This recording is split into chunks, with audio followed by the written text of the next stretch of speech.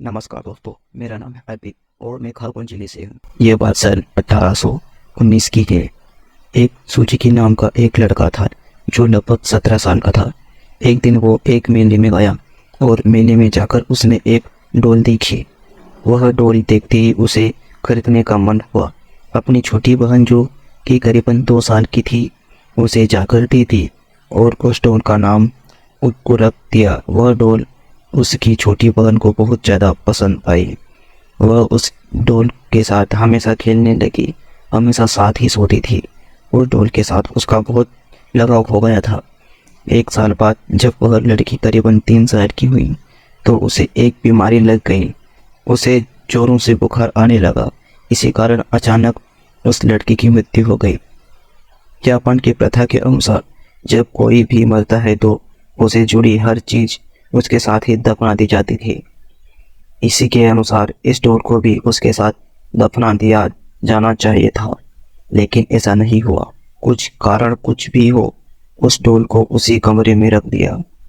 1 साल बाद जब उस लड़की की मां ने उसके कमरे को खोला और उसके डॉल को उसके मेज पर जब पड़ी देखा तो उस डॉल को देखते ही वह हैरान रह गई। आखिर क्यों वह हैरान रह गई? क्योंकि जब वह डॉल खरीद के लाई थी उसके बाल केवल कंधों तक थे और वही बढ़ के उसके कमर तक पहुंच चुके थे। यह देखकर बहुत ज़्यादा हैरान हुई। उसने अपने पति को भी बुलाया और अपनी बेटी को भी बुलाया।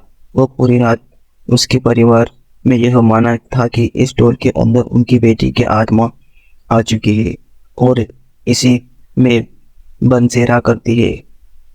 इसी को देखते हुए उन सभी लोगों ने उस डॉल को किसी इंसान की तरह पालना पोसना शुरू कर दिया।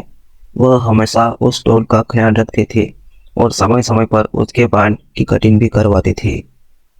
और जैसे कि उसके बाल कमर तक आते वैसे ही उसको काट के उसे वापस ठीक कर देते थे।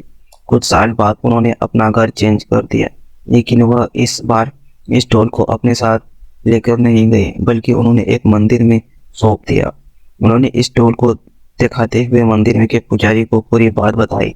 पुजारियों ने जब यह देखा कि इस डॉल के सच में बाल बड़े हो रहे हैं तो उन्होंने इस डॉल को रख लिया।